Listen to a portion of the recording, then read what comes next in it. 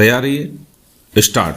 वादी अपीलार्थी ने प्रतिवादी के विरुद्ध बंधक मोचन के लिए वाद संस्थित किया था, जिसे विचारण न्यायालय ने अनुज्ञात किया, किंतु प्रथम अपीलीय न्यायालय ने निर्णय एवं आदेश दिनांक 14/1/2009 के द्वारा निरस्त कर दिया, जिसकी पुष्टि उच्च न्यायालय ने भी आक्षेपित निर्णय एवं आदेश दिनांक 11/8/2006 के द्वारा कर दी। स्टॉप।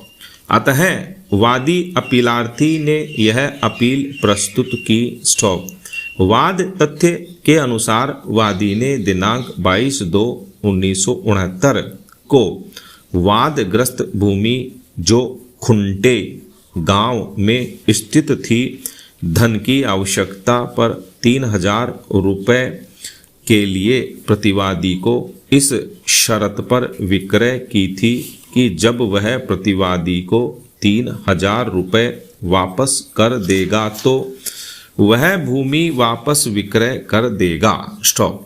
दस्तावेज दिनांक 22/2/1969 को सशर्त विक्रय विलेख के रूप में 3,000 रुपये सुरक्षा के रूप में नामांकित किया गया था। स्टॉप। जब वादी ने प्रतिवादी को रुपए देकर वापस विक्रय के लिए बोला तो उसने इनकार कर दिया और उक्त वादग्रस्त भूमि को प्रतिवादी ने अपने भाई प्रतिवादी संख्या 2 को दिनांक 25/2/1989 को विक्रय कर दिया। स्टॉप। वादी ने दिनांक 5/4/1989 को संपत्ति अंतरण अधिनियम 1881 की धारा 60 के अंतर्गत बंधक मोचन, कब्जा प्राप्ति और मध्यवर्ती लाभ के लिए वाद संस्थित किया था। स्टॉप। पैरा। निर्णय 1।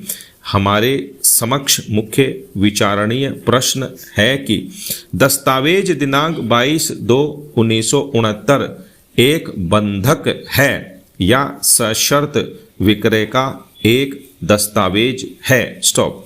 सशर्त विक्रय से संबंधित विधिक प्रावधान अधिनियम की धारा 58 में किया गया है, जिसमें वर्ष 1929 में एक परंतुक जोड़ा गया कि परंतु ऐसा कोई भी समव्यवहार बंधक नहीं समझा जाएगा जब तक कि वह शर्त उस दस्तावेज में सन्निविष्ट न हो जिसमें विक्रय किया गया है या किया जाना तात्पर्यित है। स्टॉप।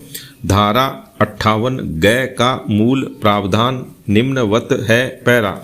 धारा 58 ख पैरा ग सशर्त विक्रय द्वारा बंधक, जहां कोई बंधक करता बंधक संपत्ति को दृश्यता बेच देता है, इस शर्त पर कि किसी निश्चित तारीख को बंधक धन के संदाय के व्यतिक्रम होते ही विक्रय आत्यंतिक हो जाएगा, अथवा इस शर्त पर कि संदाय किए जाने पर विक्रय शून्य हो जाएगा, अथवा इस शर्त पर कि ऐसा संदाय किए जाए पर क्रेता वह संपत्ति विक्रेता को अंतरित कर देगा, वहाँ ऐसा समव्यवहार सशर्त विक्रय द्वारा बंधक और बंधकदार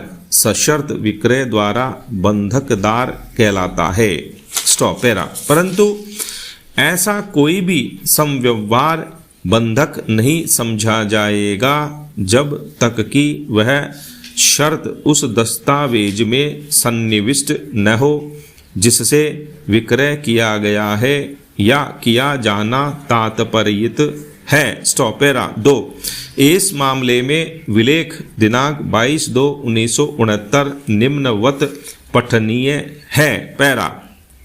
मैं उपर्युक्त निष्पादन करता उप रजिस्ट्रार फलतान के समक्ष यह सशर्त विक्रय विलेख आपके पक्ष में निष्पादित कर रहा हूँ कि चूंकि मैं आपसे 3,000 रुपये अपनी घरेलू ज़रूरतों के लिए अपनी भूमि जो मेरे कब्ज़े में है और मेरे स्वामित्व में है और आज की तिथि तक मेरे उपयोग में है की एवज में ले रहा हूँ, जो खुंटे गांव सतारा डिवीजन की सीमा में स्थित है। पैरा उपर्युक्त भूमि पर स्थित सभी पेड़ पत्थर और मिट्टी इत्यादि सभी को मेरे द्वारा आपको कब्जे के लिए सौंपा जा रहा है, इस शर्त पर कि इस विक्रय विलेख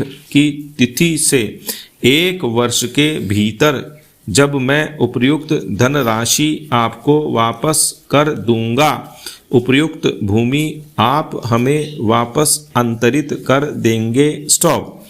उक्त अवधि के भीतर भुगतान नहीं करने पर यह विक्रय विलेख एक स्थायी विक्रय विलेख हो जाएगा। आप भूमि का कब्जा अपनी भूमि के रूप में कर सकेंगे। पैरा उपर्युक्त कथन का पठन दर्शित करता है कि यदि 1 वर्ष के भीतर 3,000 रुपये वादी के द्वारा वापस नहीं किए जाएंगे। स्टॉप।